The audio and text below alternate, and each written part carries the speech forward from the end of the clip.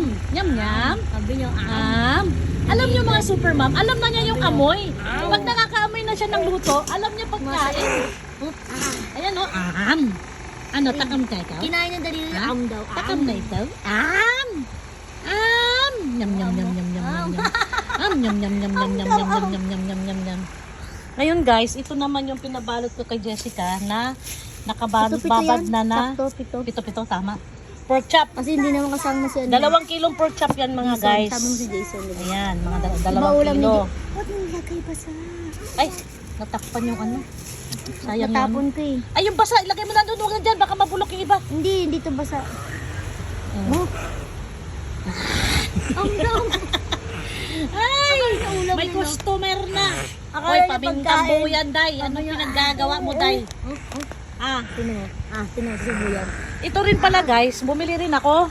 Ayan, oh. Ito. Yung, anong tawag dito, Jessica? Kalimutan ko. Plaster mortar. Ha? Yung Tagalog, wag mo English, amok eh. Hindi ko na Tagalog nga yun eh. Almeres! Ayun, mo, pandikdik sa Bisaya, pandikdik, Almeres. Ayan, ayan siya. Murang-mura ko to nabili, guys. 180, binigay sa akin ng Plaster 150. mortar sa English. Sa Tagalog ano? Almeres. Tanggalin mo na to dahil may gagawin pa ako. Kasi hiwain ko na to. Kuno mo to. I-doble mo. Para nagutas. Ito guys, pagka luto na ng paksiw, ilalagay ko na to, itatap ko na to. Itong sibuyas na puti na namunga na guys. Nagkaroon na ng onion leeks. Ayan oh.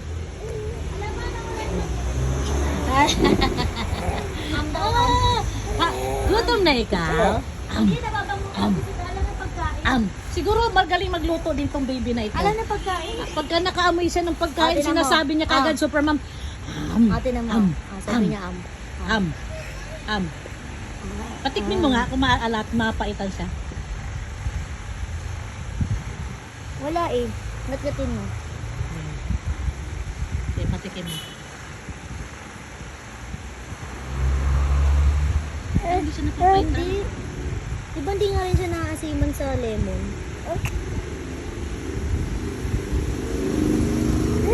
Sarap na ya? Gusto niya. Hindi pa nang taste bud niya. Siguro. Sa Hindi pa lemon. masyadong develop. Sa lemon. Hindi ka ba lang napaitan?